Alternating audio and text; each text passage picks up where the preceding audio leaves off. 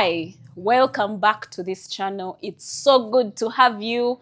I'm super excited. I know you're there and I am here. So it's very good to have you back. On this channel, we speak everything growth. We purposed ourselves and we said we are going to work with you. As we grow, you're going to grow with us. So on this channel, we love growth. We love everything financial growth. We love speaking purpose and helping each other live our lives purposefully. So we are very intentional about moving our lives from one step to the other. We hate to be in the comfort zone. So everything growth, everything financial growth, everything purpose, everything social growth, everything mental growth, you find it on this channel. Brenda Bisikwa is my name. I'm so excited to have you. It is such a great opportunity. Thank you for your feedback from the past videos. It's been so overwhelmingly amazing. I have had people give me all forms of feedback. There is someone that was telling me, oh my God, I didn't know that thinking was a thing I had to plan to do when we talked about reflecting and thinking as one of the non-negotiables for growth. Yes, and it is a great opportunity to have you back today. So today we are going to talk about the costly mistakes that you are doing in your personal finances that are holding you back. You are quickly going to realize that should you stop these mistakes, your finances are rapidly going to grow. A lot of us talk about wanting to grow in our finances. You desire it, you want it, you really want to grow. But you see, it is one thing to desire to grow in your finances, and it is another whole ball game to act on what you've actually said that you want to do. So the planning, the talking, the desiring is all great, and it's very important because those are like starter points for you to get to your financial goals or to achieve your financial goals. But what really matters at the end of the day is, are you acting on the things that you've planned or written down? The first costly mistake that you are making when it comes to your personal finances is the fact that you are not faithful to financial principles. When it comes to financial management, especially personal finances, there are principles that govern money. Money is not just something that you use anyhow, that you treat anyhow. Money is managed, and that is why it is called personal finance management. You are supposed to manage your money, and there are principles that will then help you to be able to manage your finances well. For example, one of the principles when it comes to finances is saving. And we usually recommend saving at least a minimum of 20% of all your income. All the money that you get, whether the money is a gift, whether you've gotten the money through employment, whether you've gotten the money through your business, we recommend that you save 20% of all your income. And when I say all, I mean all in the literal sense. So knowing that you have to save on all your income, and then when the money comes, you don't save. Knowing that all the money that I have saved and put aside is money that is specifically for investment, meaning it is money that I cannot run to in case of an emergency. In case of a quick problem that has come up, you cannot think about your savings. So understanding that I must save 20%, I must invest, but then you decide not to adhere to those principles. And for some reason, some very magical reason, you think that your finances are going to grow when you're not faithful to the financial principles that govern money. That is a lie, and it is a costly mistake that you're making.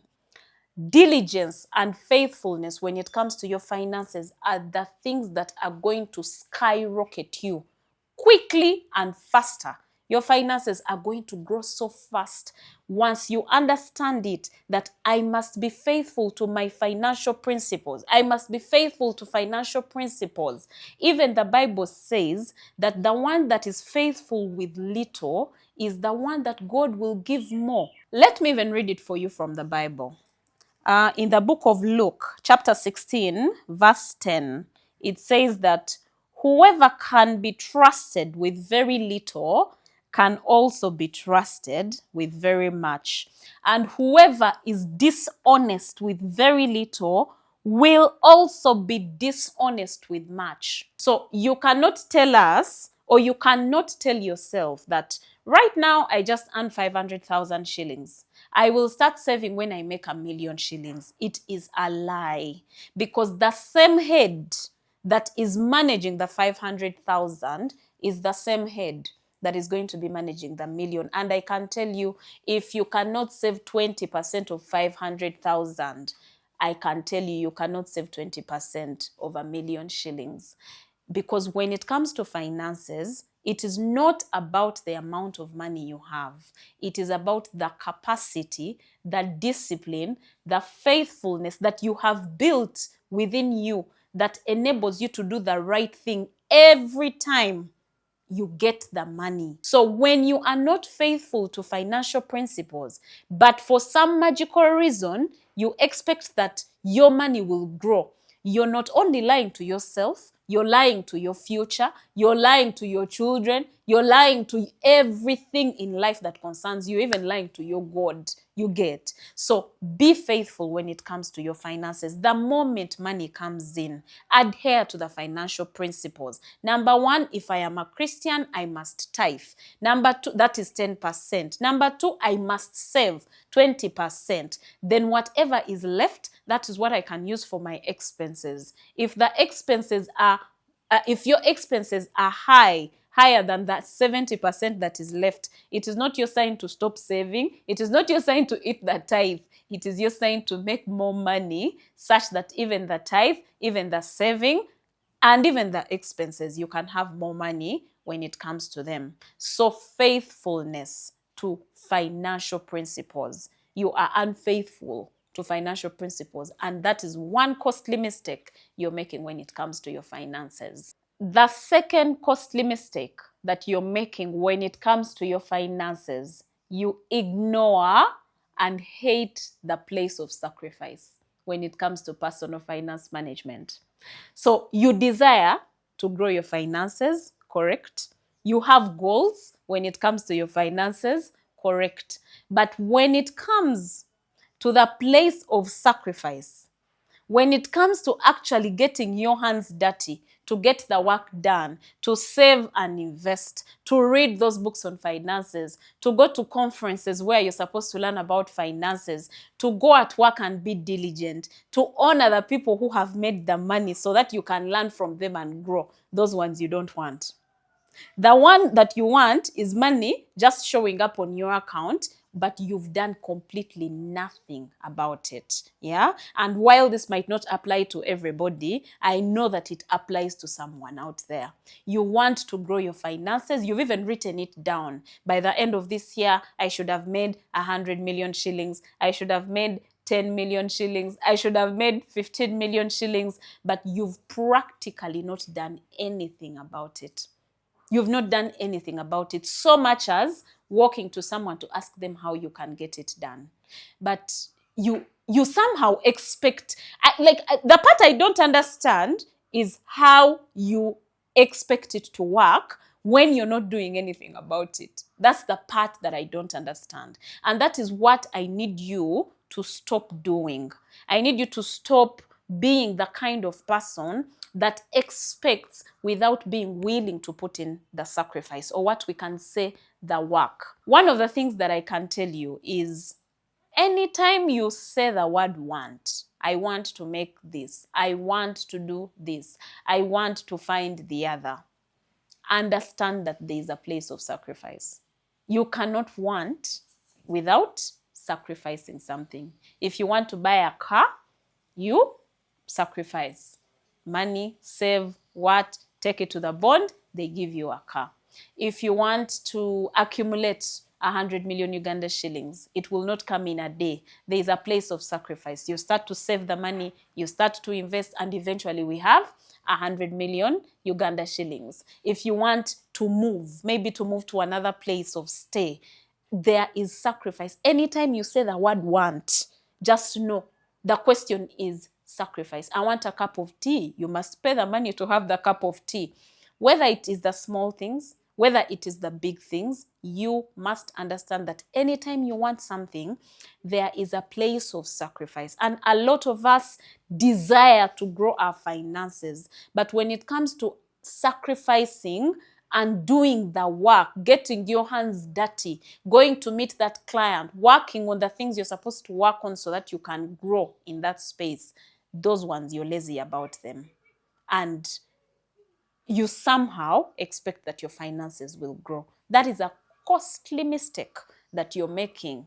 You are ignoring or you hate the place of sacrifice. For some of you, you know what you should be doing, but you just don't do it, and that is ignoring. And then for some of you, you hate it so much. You hate the place of having to go through all these things, having to go to conferences, having to study this. I don't know, it's very uncomfortable. Me, things of finances, I cannot manage. Who can manage if you cannot manage them for your own finances? So you have to get out of the comfort zone and learn that if I want to grow my finances, then there is a place of sacrifice. You understand? And once you can start to understand the things that you need to do, yeah, then you start to put them in practice, then you're going to be able to grow your finances. The third costly mistake that you're making when it comes to your finances is that you believe that your financial story is unique and no one can help you or speak into it. You have convinced yourself that it is just you and your problems. You've told yourself, me, I know my problems, I will help myself, God will meet me on my journey of helping myself. But actually that is very wrong and it is costing you. The people love to say costing you an arm and a leg. It is costing you an arm and a leg. In the book of Ecclesiastes, it says that what has been done will be done again. There is nothing that is new on earth. Everything that has happened is common to man. And the reason why I am emphasizing this is because I need you to understand that whatever it is that you're going through when it comes to your finances, there is someone that has gone through it and come out of it. There is someone that has something they know, valuable information that will help you when it comes to that business idea. There is someone that can advise you even if they're not necessarily doing the business that you're doing. There is someone that knows a thing about discipline, about customer care, an experience of another person. There is someone that can help you. There is a book out there that you can read and get ideas. There is someone you can speak to. There is a mentorship space you can join. Why? Because while the problem might seem unique, the reason why the issue seems unique is because it is you going through it. But it is not unique to the world. To the world, it is common. That is what the Bible has said. So commonize the problem and understand that this is not new. There is someone out there that has gone through this, someone out there that can help me out of this thing, and I can get access to them and get out of this. So the costly mistake you're making is sitting in your house, wallowing and saying, this is just my problem. I don't know what I'm going to do. There is no one that can help me. This is so new. It is so big. It is big. It could be big, but there is someone that can help you out of it. So the costly mistake you're making is convincing your mind that it is you to get yourself out of it. Because if it were you, you probably would be out of it by now. So seek mentorship, seek help, read a book, get into a financial space so that you can see that that issue maybe, just maybe, is not as big as you think it is. Or if it is big, there is help. So that is a costly mistake you're making. And once you renew your mind to understand that there is help and there are other people that can speak into that issue, that it is common to the world, it's just uncommon to you, then you'll be able to get out of that financial issue and grow your personal finances. The fourth costly mistake that you're making when it comes to your finances is you excessively believe in luck. Yeah. You have failed to understand that discipline is a wise man's way of being lucky. Discipline is a wise man's way of being lucky. So anytime you see someone that has made it, you convince yourself that they are just lucky. If they look good, you say it's because they just look good. If they are tall, you say it's because he's tall. If he's short, you say it's because he's short. If he's fat, you say it's because he's fat. You find reason to convince yourself outside of the sacrifice that people have made. You find reason to convince yourself that it's just about luck. They are just lucky. Probably they are just lucky. They fail in things. But good they move into. You fail to convince yourself. It is very rare to find people with genuine wealth. First, leave these other kinds of people flaunting wealth on social media and throwing money around. I'm talking about real quiet wealth that people have made. It is very difficult or rare to find such people, and they were just lucky. Usually when you listen to their story, you will see the place of sacrifice. You will see the patterns that they are doing where you're not. You will see the books they are reading. You will see the growth spaces they are in that you know nothing about. Even those ones who are not as educated in the formal system, you will still see that they have groups of friends they are in. You see that they save. You see that they ask questions. They are willing to learn. So when you start to get closer to people that have made it, you quickly start to realize that they sacrifice and they're not lucky. You understand? It's not luck. They are not just lucky. They were not sitting in their house being lazy and suddenly 100 million shillings or $1,000 came and fell on them. It's not by mistake, but it is a costly mistake to you because for you think, I think that person is just lucky. Yeah, she's just lucky. She fell into things, but you don't see the place of sacrifice. You don't see the prayers. You don't see the books they are reading. You don't see the friends they have. You don't see the questions they are asking. You don't see the thoughts they are having late at night. You don't see the money they are saving. You don't see the expenses they are foregoing. You don't see all that. You just see a person and then you conclude that they are lucky. And it is a costly mistake you're making, and it is holding you back, because then you also sit and say, let me also wait for my lucky day. You're waiting for some lucky day where money will just come to you. You will win the lottery. Someone will find you and give it to you. You have failed to see that when it comes to money, it is a place of consistency, saving slowly, investing slowly, learning slowly, growing slowly. And as you grow, your money also grows. In one of the books about finances that I really love called Secrets of a Millionaire Mind, it's by Tav E. Hecker. He says that the more you grow, the more your finances will grow. So if you don't want to grow, waiting to be lucky, your finances will never grow. Your finances will always stay at the level where you're at. So stop this whole mentality of people are just lucky, that person got lucky. Like I said earlier, discipline is a wise man's way of being lucky. So the harder you work, the more sacrifice you put in, the luckier you will become. The fifth costly mistake that you're making when it comes to your finances is you believe and you rely on only one space of investment. So let's say you already started saving and you already started investing. You know about investing and you know how it is a great and powerful thing. And indeed you're investing and you've chosen, I'm just giving an example, maybe you've chosen real estate and you're saying, me, I invest all my money in real estate and it is indeed working. So the costly mistake that you're making around that is relying on only one space of investment.